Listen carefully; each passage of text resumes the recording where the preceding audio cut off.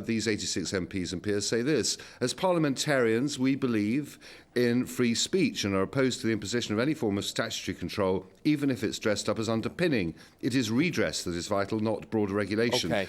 Well, Glenn, let's leave it there because Hugh Grant has appeared at the other end of our satellite link. Hugh, very good to see you. Busy time for you. And I wonder, are you as worried as the newspapers? They're all very worried this week. They're putting out some very pious editorials about why they should be left alone and whatever. I just wonder, from your point of view, are you fearful that what Leveson recommends won't be implemented?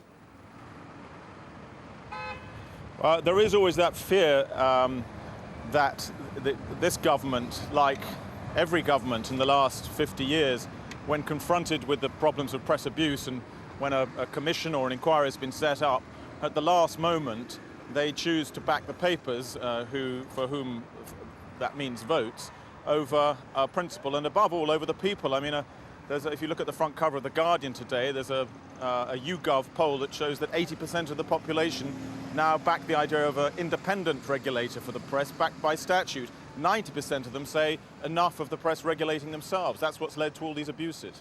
Yeah, I'm just looking, Channel 4 tonight, 8 o'clock, you've got a documentary going out called Taking on the Tabloids. If this doesn't go your way, it could really go against you, could really be open season on people like you, couldn't it? Well, it already is open season on people like me. I mean, if that was my worry, I'd have given this up ages ago. But this is a once-in-a-lifetime opportunity for us to put right things like what happened to the Dowlers or the McCanns, the bribing of police, over-influence on our democracy or on our elected officials. I think, you know, whatever you might think of our elected politicians, we can at least unelect them. And that's democracy. Whereas being ruled by unelected media barons, some of whom aren't even British, and whose tax situations are interesting in themselves, I don't feel is democratic. And it apparently, according to the polls today, nor do the people. What is the minimum that you think that you want to hear tomorrow that you would accept? Well, I think, you know, let's wait and see what the report says. But I think that more self-regulation would be a disaster, another chance in the last chance saloon. I have faith that Lord Leveson did a good job and will report things that will be meaningful. What you have to question more is the courage of our Prime Minister. He's in a difficult position. He's got the press bearing down on him on one side, saying, if you enact any kind of meaningful regulation on us, we'll give you a terrible kicking. And on the other side, he's got 80% of the British population, the victims, such as the Dowlers and the McCanns, the Labour Party and the Lib Dems, who are going to give him a kicking the other way. So the thing to really watch out for is him procrastinating. I think that'll be his tactic. He'll try and kick it down the road slowly. Oh, just have a little more consultation, one more committee. Suddenly it'll be the election and the whole thing will have faded away.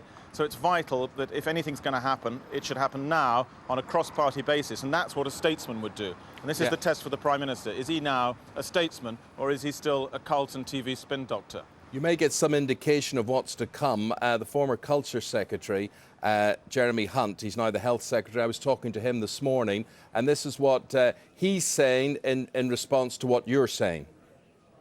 He said that he wants to adopt as much as possible of what Lord Justice Leveson said, providing it's proportionate. And so, you know, he's in a position where he set up this inquiry because he recognises there's a very big problem, the kind of things that Hugh Grant was talking about, the persecution of ordinary people in ways that are completely unacceptable, the phone hacking that's against the law and shouldn't have happened.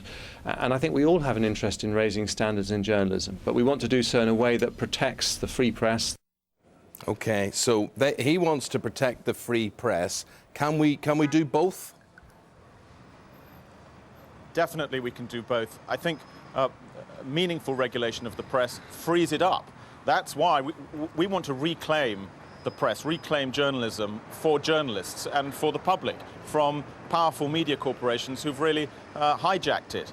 Hacked Off very much stand for freeing up public interest journalism. We actually campaign for public interest defences in law for things like, for instance, phone hacking. And for some of the people at Hacked Off, we would say if you hack someone's phone to discover they're a paedophile or to uncover MPs' expenses, that's fine. You shouldn't be prosecuted. So public interest journalism, yes.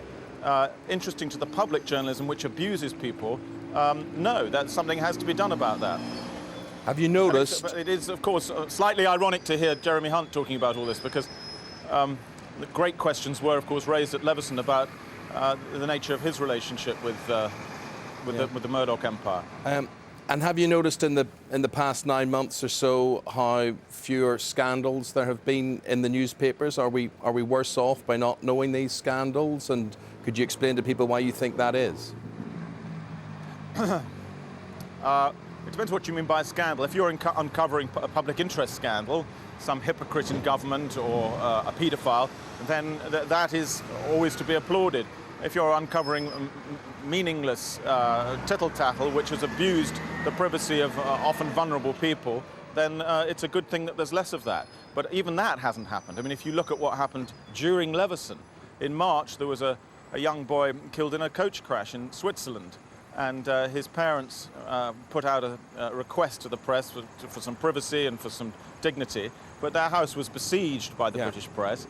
The little girl, the sister of the boy, 9 years old, was photographed with a long lens, about to lay flowers at the site of the crash. Hugh, and the little boy's picture was lifted off Facebook. Hugh, I've got to cut without across the permission you. of the parents and printed in the Daily Mail. We get the picture. I'm very sorry, got to cut you off. Don't wish to hack you off.